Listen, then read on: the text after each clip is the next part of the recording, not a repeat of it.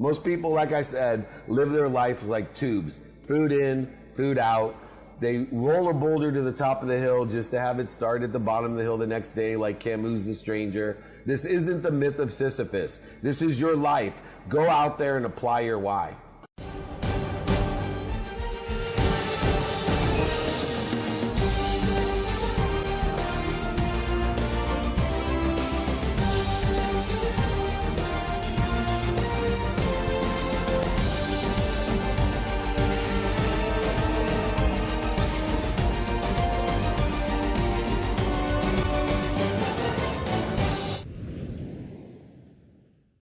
Hey, Dave, welcome to the show. I am so excited to have you.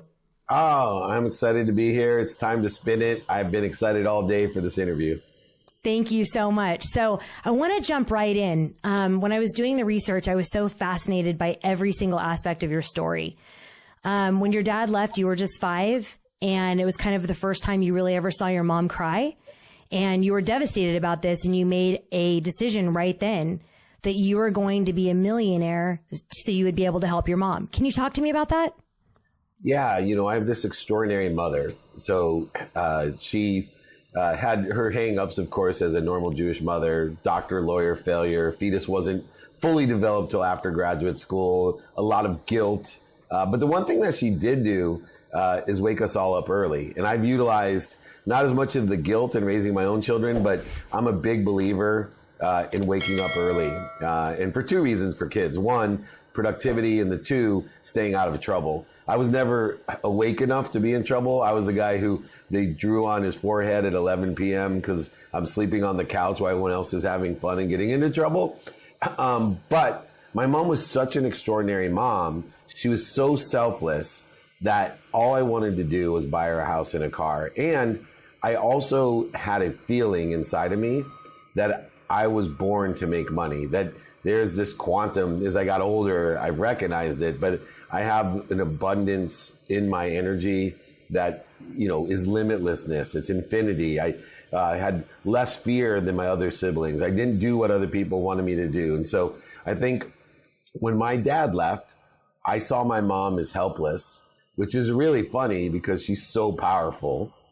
She raised 6 kids on her own, worked 2 jobs, packed my dinner in a paper bag so she could be a 2nd grade teacher, fill up turnstiles at convenience stores with greeting cards. And yet all my siblings went to the Ivy Leagues, all of them, summa cum laude, full scholarship, straight A's, like they're amazing academics. They, did exactly what my mom empowered them to do. And although I was genetically born a good student, which made it quite easy to do well, I wasn't summa cum laude. I got the only B in my family. I did get a scholarship to college. I got to play football in college, and I've done okay. But my mom's extraordinary, which made it even more important for me to take care of her. That's amazing. So this has been a natural drive since you were very, very young, and you followed this through your life. I've done a lot in the last couple of weeks of really studying who you are as a person. The one thing that blows me away is, when Nick and I were trying to put this together, our schedules were so crazily impacted, yet sleep is such a big thing for you. So talk to me about your schedule, your sleep, and your productivity as you fly all over the world speaking in these amazing conferences. Yeah, sleep I'll start with because it's the most important part of the activities that we have. See, we're given 24 hours of activity a day. People create resistance with their activities by defining it as work or vacation, or defining it with a time span that creates resistance. For me, sleep's the most important, but it's also the most remarkably frustrating thing that I deal with in helping people. And let me tell you why. I can't believe the majority of people on earth go to sleep so that they can recover and rest. And the majority of them wake up every morning more tired than they went to sleep. More tired. I'm like, if I went out to dinner with everybody and bought you all drinks and dinner for 2 hours, including dessert, and you walk outside of dinner and say, oh man, I'm so hungry, my mind would say, okay, there's something wrong with this. The purpose of going out to eat is to not feel hungry. The purpose of going to sleep is to not feel tired.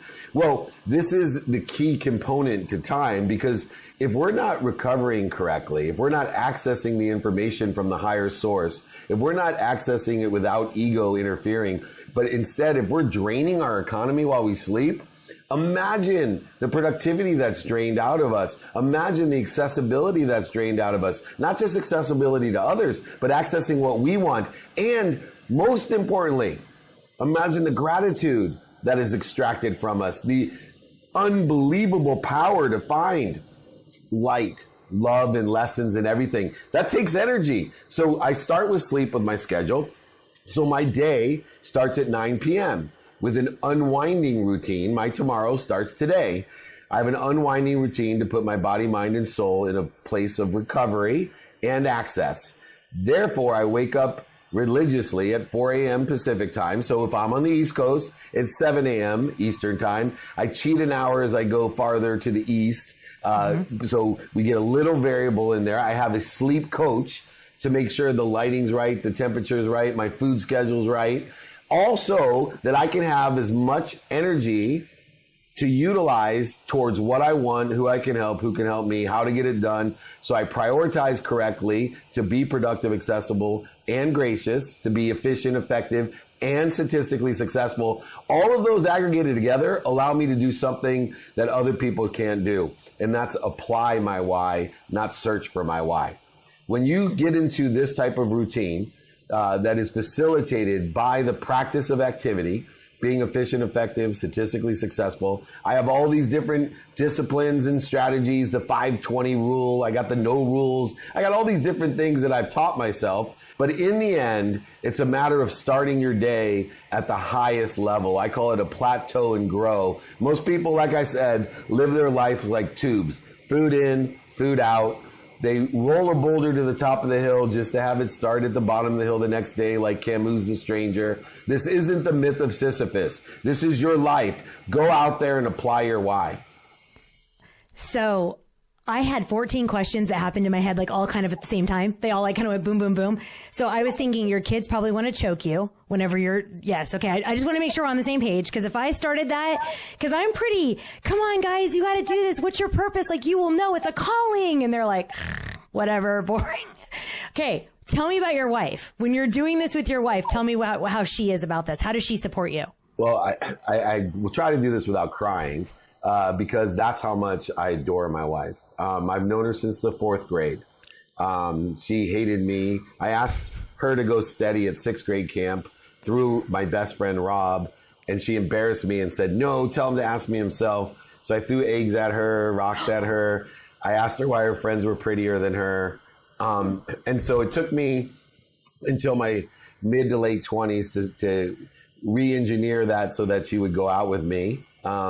But, you know, I've been married since I'm 29 years old. That's what, so 24 years I've been married. And my wife is extraordinary because she's so honest. And so I can't even explain how much, I told her this morning, I go, I can't stand how much I love you.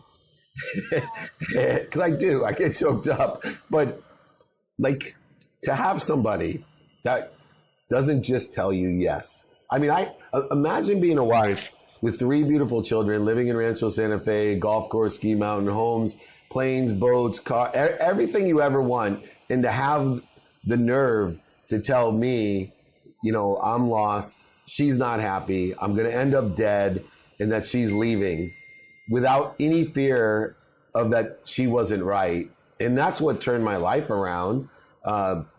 Because I forgot who I was, and she told me I better remember who I was. I forgot who I wanted to be, and she told me I better remember.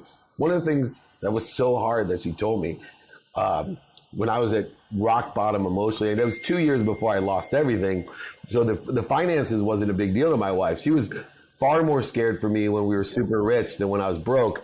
But she looked at me and said, what would your mother think of you if she knew what you were doing?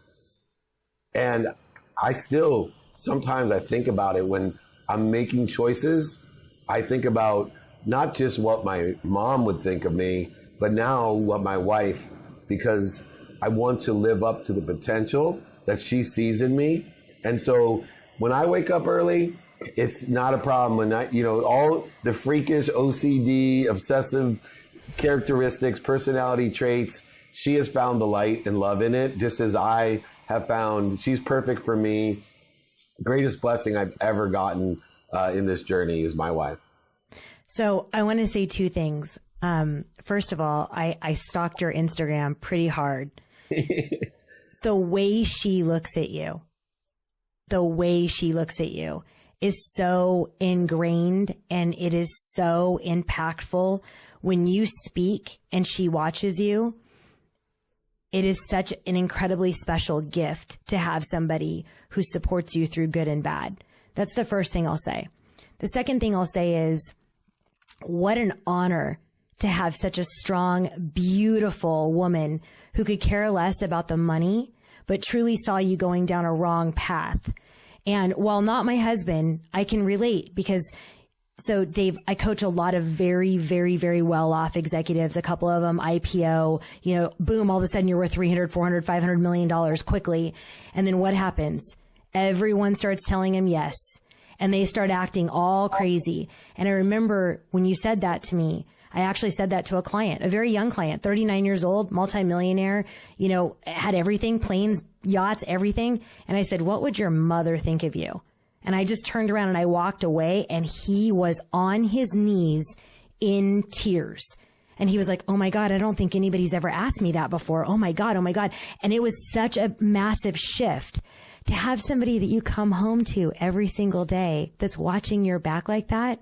What an incredible gift to you and the kids. Yeah, it's even taken a step farther because I trust in that. My common, what I call a quantum nature is to oversell, back-end sell, lie, manipulate, and cheat. It's born into me the same way as some of the other positive attributes are, but it's part of my quantum nature. I have a tendency to oversell, exaggerate. I don't have an intention to lie or cheat, but, and hopefully some people this resonates with no judgment, but sometimes I walk away and say, why did you say that? It's not true. And like in the little shit, that doesn't even matter. And this is quantum in my nature. So I've actually identified the superpower of my wife, and I've asked her to call me on my bullshit at all times, including in front of other people. And, sometimes I wish I didn't do it, but I hold by it. I was at dinner at the Wynn. I have a studio there, and I took some people for dinner, and I told them that I sold my office building during COVID to get a studio. But instead of saying to get a studio, I said I bought the studio. And my wife immediately, right? You didn't buy that studio. Why are you telling them you bought the studio? You partnered in the studio. You didn't buy the studio. Wow. You don't do, right? And it's so helpful to me because nobody gives a shit whether I bought the studio or partnered in the studio. Right? It wasn't an intentionally harmful lie, but it's quantum in my nature, right? To just kind of color things to the positive, it's that salesman that's nature in me. And it's so nice to have someone like that. And then on the other side, right? I'm extremely pragmatic. My wife's extremely spiritual. So we blended together where, I couldn't even walk into her room when I met her because everything was everywhere. Now she's almost neater than I am. Wow. And she enjoys being a time freak almost as much as I do. That one will be hard to surpass me because I'm the world's #1 time freak. Yeah, I totally, you and I are like this on that. Cause my schedule's off by a minute and a half and I'm like sweating. I'm like, who did I not serve? Who did I not get to? What do I need to do? Like I need like Nick ×4, cause Nick's got the whip. So, okay. So talk about this quantum intention inside of you, because I want to make this relatable. So you and I have done a lot of personal work. You've done a ton of personal work. I've done a ton of personal work. Maybe somebody's not there yet, Dave. Maybe they're listening and they're like, what the hell are these two talking about? How do you start figuring out these holes or these voids in you and how for you to be able to fill them up? Well, thank you for asking that question. Because I think it's not what we say, you and I, it's what people hear. Yes. And I've spent the majority of my later career trying to figure out what people are listening for and how they can hear me, especially because we're planting seeds that may not grow till much later. We are planting seeds for trees we may never sit under. So I want to point that out to everyone, what an important question this is. So I believe there's 3 different areas that lead up to this quantum nature. All quantum nature is your energetic and genetic inheritance. And we can see that within patterns of ourselves and our family members. And if you believe in past lives or anything like that, it even enhances it more. But you have a natural energetic and genetic disposition. Your characteristics, your personality traits, your obsessions, your addictions. What you like is quantum. It's genetic and energetically infused in you from the time you're born. So how do we, number 1, identify that? And then 2, what do? Well, we have to understand there's a conscious continuum that adjusts or activates this quantum nature. So it either reinforces the good parts of us or the bad parts of us, whatever's inside of us. And we can deactivate some of the negative stuff and activate some of the positive things. So I will use the conscious to input data that I want into my cellular memory. So how do we get data into the body? The cells, they have a memory. And the way that we do that is by what we actually think and say. We see, hear, smell, touch, and taste. So we use our senses in order to input data into our system. The problem is our senses are not accurate. You and I see things differently, smell things differently, taste things differently, touch things differently. So that's why consistency is such a big point. Because in order to get stable data, the data that we want, so if we want something to be inputted into our system, a good habit that's going to aggregate and compound on itself, consistency is the number 1 physical attribute that inputs data into your cellular memory. Why is that so important? Because once you get there, it takes about 21 days just to get an input. Now, that doesn't mean you have a habit. That means it's been inputted where it can speak to the neural pathways, or what I call the subconscious. The subconscious hosts 40,000 of these thoughts. Every day when you're not thinking about it, it's telling you, I'm worthy, I'm happy, I'm healthy, I'm wealthy, whatever those are. And if you put negative ones, it now creates interference and it works against you. And even worse, as you're continuing by being consistent with what you want, and it's inputting and reinforcing the inputs in the subconscious, that neural pathways are formed in the brain, which is like if you imagine a ski slope with fresh powder and you keep skiing down the same path, pretty soon it gets really easy, fast, and efficient. This is what happens with the good habits and the bad habits. Well, once you get that set, now it starts speaking to your quantum. It starts speaking to your genetics and your energetics. It starts activating the parts of you, the potentials of you that you want, and deactivating the ones that you don't want. So here's where people get confused about this habit machine, about the consistency, is let's say that I was born into obsessive drinking, that this was inherited. I can see my great-grandpa was an alcoholic, my grandpa, my dad, and then me. This is very common, by the way. You can see it statistically. Well, if somebody tells me, oh, don't worry, it takes 21 days to create a habit, and I quit drinking for 21 days, and then I still need to drink more than I need to live, I'm confused. Why doesn't it work? The reason it doesn't work is that somebody could have a quantum obsession for alcohol, and it could take you multiple lifetimes in order to change that habit. You'll always in this lifetime want to drink. That's why we have programs that help us control the urge, but quantumly it'll never shift. It may take lifetimes to do that, where other things, like for me, I don't have a quantum addiction to alcohol, right? I have a quantum addiction to time and, other obsessive freaky things like being neat. But more importantly, right, someone could give me a drink right now and then tell me I'll give you $1 million not to drink the rest of your life. I'll take that right now. Right.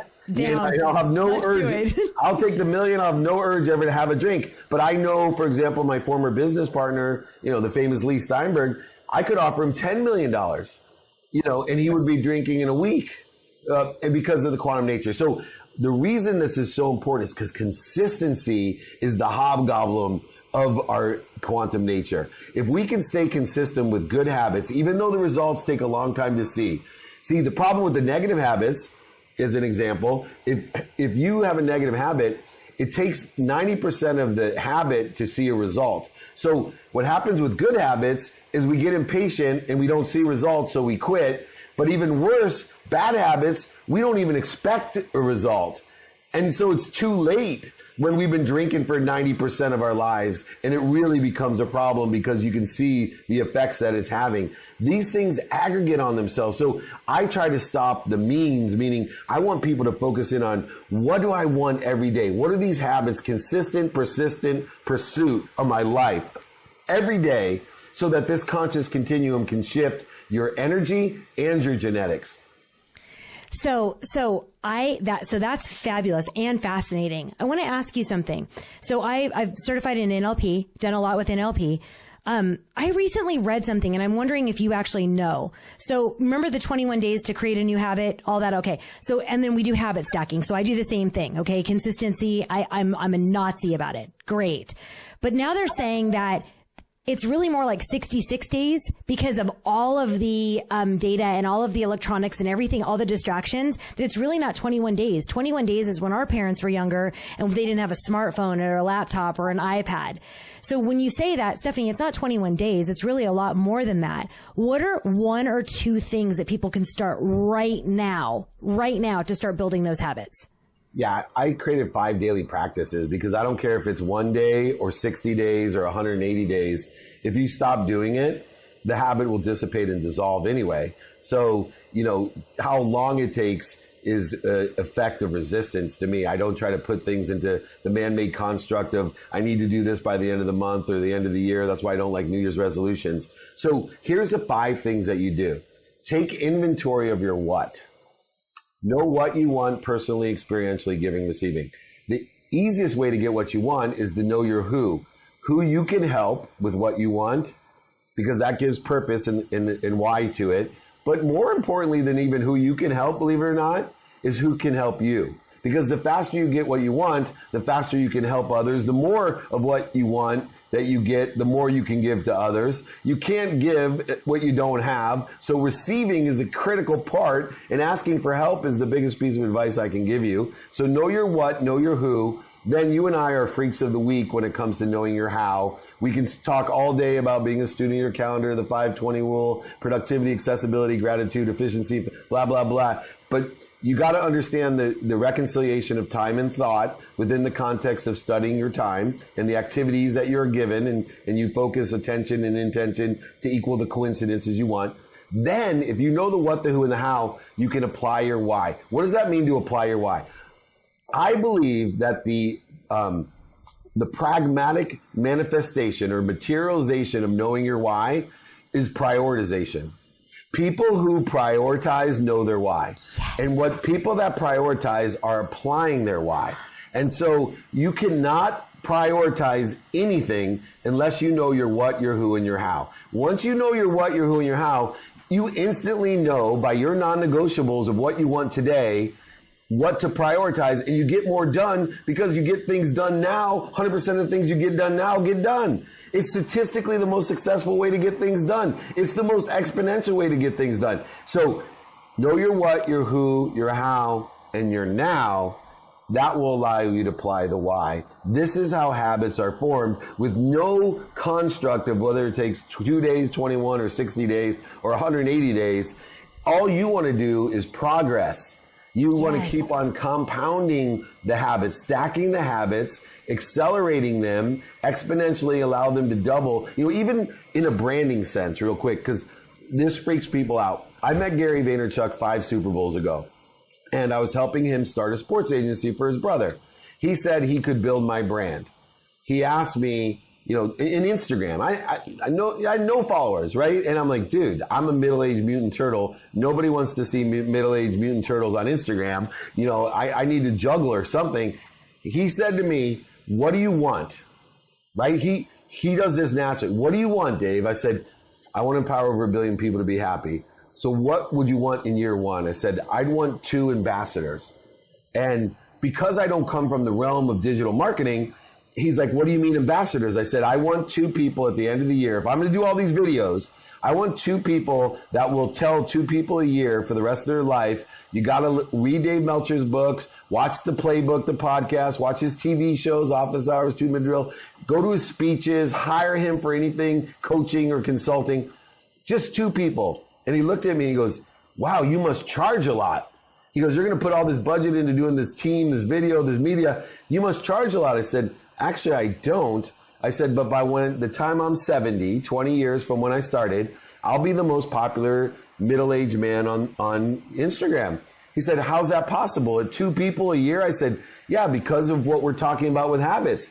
2 times 2 times 2. Exactly. It's 2 million people, 2 million ambassadors, getting me 2 million more ambassadors every year. The second 71 is 4 million. Imagine if I lived to over 111 like I want. I might have everyone in the world as an ambassador if I stick to the consistent, persistent pursuit of my truth, my potential of empowering others to empower others to be happy. So a couple weeks ago, I was in New York and I met with Claude. Claude's a very good friend of mine, Claude Silver. And I knew I loved you. she's like my heart. Surround yourself with all the right people. God, I just literally want to just kiss her entire face off. And so me too. We go to this hotel and we're sitting here talking, and she says, hey, Steph, do you know Dave Meltzer? And I said, good God, this guy, like, I can't get rid of this guy. Like everywhere I go, it's like, you're like the female version of Dave. And so I'm like, God, don't I wish that, thank you. So I said, Claude, I'm going to ask Dave a question. And I told her what question I was going to ask. And she goes, that's an amazing question. And I don't know the answer. So I said, well, if you don't know, I'm asking. Early in your career, you said back to your mom, I attach my self-worth to how many dollars I can make. Okay? I look at you now. It doesn't matter if you're talking to a bunch of high school kids. It doesn't matter if you're talking at Web Summit. It doesn't matter who you're talking to. Your message is always consistent. You may change the vernacular. You may change the tone or the tenor depending on who you're talking to. Your message is 1,000% consistent. How did you go from kind of like, this is my words, nobody else's, this super rough and scrappy, I'm going to crush it, to where you often cry on stages because it's so spiritual and so moving inside of you, how many people you love and want to help? Yeah. I lived my life before with one currency. A currency is an object of energy that you put into the flow to get what you want. And I believed that object of energy was money, and I was going to get a lot of it to put into the flow to get what I wanted. Tell my mom, I choke up about it still, but whatever I wanted. I wear fake watches today, Stephynie, because I got a real watch when I was 13 for my bar mitzvah, and the kids made fun of me because they thought it was fake, right? They said, oh, that must be, because it was a nice watch, and my uncle who was wealthy gave it to me. And it really hurt my feelings at 13. And I told myself someday I'll be so rich that I'm gonna wear fake watches because everyone will think they're real, right? And so that's why I wear fake watches, and they're all surprised. I give them away at galas so that the guy's like, Dave Meltzer gave me a $250,000 watch. He's so generous. Then I call him the next day after he's bragged to everyone how generous I am. Like, dude, it's fake, but just keep it anyway. Thanks for complimenting me. Anyway, the currency of money was my main focus. And it ended up in an empty, I'm not worthy, I'm not wealthy, I'm not healthy, and I'm not happy. That's where it ended up. That currency doesn't have a high vibration. And so once I made one change in my life, and this was the change. My family's very religious. My brother's a rabbi. Mm-hmm. They're religious scholars. They founded temples. I mean, this is a very Jewish family. Once I understood and believed that faith was a currency. Faith is an object of energy that I put into the flow to get what I want. And you know where my faith lies? In two things. This is where it all changed for me. This is why there is no variation in my frequency. There's only performance variations, but the frequency is the same. It's number one, I know, I have faith that there's something bigger than me that knows everything. It's all powerful. And two, not only do I know and have faith that there's something bigger than me, but that which is bigger than me loves me more than I love my own children. So when anything in my life occurs, faith, whether it's revolving around money or not, whether it's revolving around relationships or things that I want or don't want, no matter what happens in my life, my set OCD routine and time, no matter what God throws in my way, I know that it's there to either promote me or protect me. The same as if I was a little boy reaching my hand into a fire and my mom, who never hits anyone, slapped my hand and yelled at me, not because she was punishing me, even though I thought at 3 years old I was being punished. She was protecting me and promoting me. And so when you have a protection and promotion faith, not a punishment faith, you can do anything and everything. And that's what inspired me when my 13-year-old daughter's friend committed suicide. And I knew that this was inside of me. And I said to myself, I got to do something. I got to tell people the secret that I have learned through my own journey. And the only way people are going to listen is if I tell the truth, the good and the bad. It's amazing. If I even thought I could tell people I went bankrupt, it was so counterintuitive to my own quantum nature. I would be so embarrassed and my ego, and to live in radical humility the majority of my life. I spend minutes and moments in ego like every other human. I practice spending less and less time in ego. I know the ego's always there. It has a purpose. But if you can spend minutes and moments in ego, you too can have the consistent, persistent pursuit of your potential. You can make a ton of money, help a ton of people, and have a ton of fun in your life. Your humility and your discernment and your authenticity has inspired me over the last couple of years that I've watched your content. I did very, very well in Silicon Valley. You know, I held many vice presidencies. I was a part of 11 global startups. I was on the deal team for, massive acquisitions. I've written $1.5 billion in deals, good deals, solid deals. And my story didn't matter until I got really, really humble. And I said, my father drowned when I was 3. My mom had a complete nervous breakdown, never recovered, beat us, emotionally abused us. And I was fully emancipated, living on my own at 15 years old. And I got very open, because if I could just help one person, if I could inspire one person to just be like, wow, if she did it, I could do it too. When I watch you speak, I get lost. Like I literally am like, I'm just watching how you're connecting with the audience. Last week, I went on your Instagram and I saw you holding your son again. And I just look at how he looks at you and how you cozy him and what he means to you. And there's no big bad Dave Meltzer. There's not. It's this giant teddy bear of goodness and giving. How do you practice this every day? It's the shift in the paradigm of, instead of going to get something, knowing it's already there, what am I doing to interfere with it? So if I wake up and tell myself I'm happy, I'm healthy, I'm wealthy, and I'm worthy, and I'm only looking to see what I'm doing to interfere with it, it's a complete paradigm shift of trying to project some sort of insecurity, void, shortage, obstacle. In other words, I try to pay no attention to what's missing in my life, what I don't want in my life, or what other people want for me. I focus on what I want, and I focus in on what's interfering with what already exists, a limitless, abundant world of everything for everyone. And the only reason it's not here yet is I'm interfering with it. So I need to raise my awareness, clear the interference by learning lessons. And as I learn the lessons, in my favorite lessons list, for those, and anyone can reach out to me, I'll send them to you. It's Sanskrit, which was written before writing. And there's these 12 lessons of life, of humanity, of being human. You can Google it or I'll send it to you. And they are so powerful about what life is about. And I urge everyone, that's how I live my life, because those lessons allow me to know that I already am, and I'm just focused in on what I'm doing to interfere with it. Dave, Nick's going to shoot me if I don't get off in 10 minutes, and I have only 36 more pages to go, so he's going to have to wait. We'll have to do it again. Yeah, for sure. Tell me, okay, you're at Starbucks and you're watching somebody at Starbucks, okay?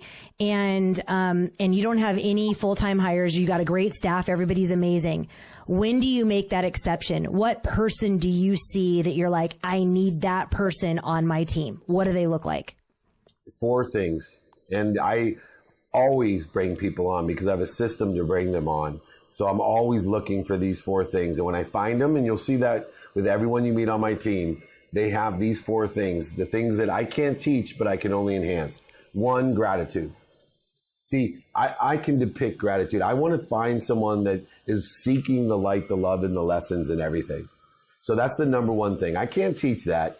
I can enhance it if they have it. So I look for someone's ability to find the light, the love, and the lessons and everything. 2, forgiveness. I'm looking for someone that has a desire that they must be what they can be and is not afraid of making a shitload of mistakes and forgiving themselves, but also allowing others to make mistakes and forgiving them as well. 3rd thing I look for, and this is the easiest one to find out, is accountability. Most people live in liability, blame, shame, and justification. I know even earlier we were talking about how frustrating it is that everyone's living in liability, blame, shame, and justification. They're victims, not victors. There's a million different sayings that we could apply to them. I'm looking for accountable people that do 2 things. 1, that say, what did I do to attract this to myself? And 2, what am I supposed to learn from it? And then finally, I call it effective communication. Now, not only must they be able to communicate effectively, articulate themselves to listen for what people are listening to and for, but they have to be able to speak through themselves, meaning not only do they effectively communicate with other people, but most importantly, I want to see that they're in spirit, inspired, that they truly believe, like I do, that there's something bigger than them that cares more about them than they care about their children or their parents care about them, and that they can communicate effectively with Source by having unwinding routines and doing all these other things that allow them to access the unbelievable light, love, and lessons that we're connected to and through at all times. The closer you live in abundance, the closer you live in the world of more than enough, the closer you live in between limitlessness and infinity, the more you will access and the more you'll be able to give. There's a 3-step thing real quick, and I know I do this to everyone. I give you a little bit of time, and then it's like, shit, all he does is talk. So, but this is important. See, please, I'm going to make fun of Nick after this. This is great. Keep going. There we go. So here's the 3-step process. Number 1, most people on earth appreciate what they have. When you appreciate what you have, it expands it. It adds value to it. Appreciation means add value. If our house appreciates, our stock appreciates, it goes up in value. So learn to appreciate what you have. Then most people believe, like I do, the more you give, the more you receive. So you need to acknowledge what you have, not just appreciate. The only way to acknowledge what you have is to give it away. That's the only time we actually acquire the knowledge of what we have. The only hole that we can mentally see is the one that we've created by giving it away. Now, here's where everyone falls down. Almost everyone appreciates. They don't take for granted what other people are wishing for. Most people believe the more you give, the more you receive, so they acknowledge it by giving it away. Most people don't ask to refill the vessel that's bigger. So what happens? A woman like my mom, who gives away her health, her wealth, and her wisdom to everyone, selflessly. Yes. Slowly but surely, her vessel shrinks because she never asked for herself. And when they get to be 80 years old, they have no health left, they have no wealth left, and everyone has to take care of them, which is the exact opposite of what they were born to do and the purpose that they were given to be of service and of value to second graders, to their children, grandchildren. So I want everyone to appreciate, to acknowledge, but more importantly, my biggest lesson is ask. Show faith in the universe. There's more than enough of everything for everyone. The more you ask for, the more you'll get. The more you get, the more you can give. This flow is what we're talking about. And so many people stop when they're almost there. So ask big, ask often. Don't limit yourself. There would be no Jeff Bezos if he limited himself. I tell people all the time, I would have laughed at him 25 years ago. I was richer than Bezos, more famous than Bezos, more connected than Bezos 25 years ago. If he was selling books out of his garage and told me he was going to be a trillionaire and I wasn't, I would have laughed at him. But you know what? He asked bigger and he had less limits in himself than I do. And I appreciate him for that, and I respect him for that, especially how big he can think. Dave, I literally want to just kiss your entire face off and give you the biggest hug ever. Tell me about what's the show is all about, obstacles and opportunities. What's your biggest obstacle thus far that you've been able to turn into an opportunity? Understanding the ego, and the way that I turned it into an opportunity. So the ego is the interference. And so one, I practice identifying the triggers of the ego. See, when the ego's in play, we have a feed, fight, flee, or fornicate urge that removes the blood from our brain and puts it to our body so we can do these things. Well, I want to figure out, take a step beyond that. What are the triggers? We call them family members a lot of times. They'll trigger our egos, our friends. But there's also negative other things, like I have found in myself a need to be offended.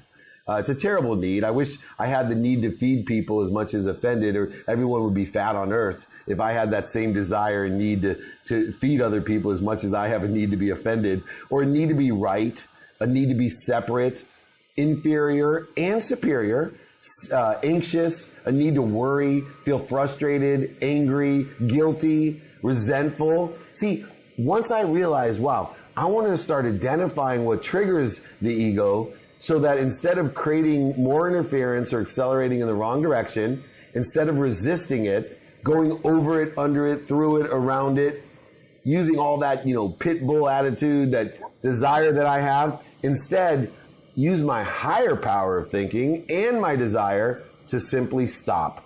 The minute I identify a trigger of my ego, I've turned it into a positive, because instead of resisting, I stop. I learn to breathe through my nose and out through my mouth.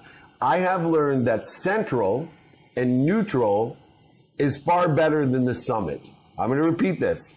Central and neutral is far better than the summit, definitely the valleys. But if I can stay at neutral by stopping, dropping by breathing, that allows me to what? To put the blood back into my brain, use my higher power of thinking to remind myself, remember, recollect. Notice these three words mean to come at one, right? To remember, remind, and recollect. That unites everything with what? What I want, who I can help, who can help me, how to get it done, prioritizing the now, and applying my why. I have turned my struggle of ego into the catalyst of enlightenment, the catalyst of peace, the catalyst of higher thinking. I have taken the power out of the ego and used it to my benefit. Dave, this has been so inspiring and impactful for me. And selfishly, I just love listening to you. I want everybody to know now where they can find you and how to follow you and how to learn more about all the amazing things that you're doing globally.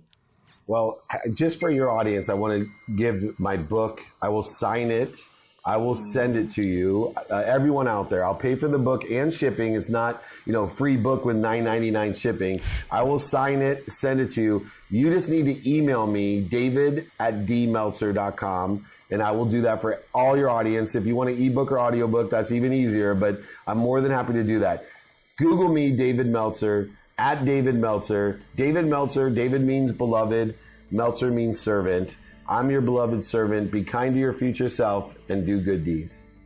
Thank you so, so much. And you have to promise me round 2. You got it. Guaranteed. It's in print. Nick has it. Round 2 coming up. That's the best. Thank you so much, Dave. Thank you. Yeah.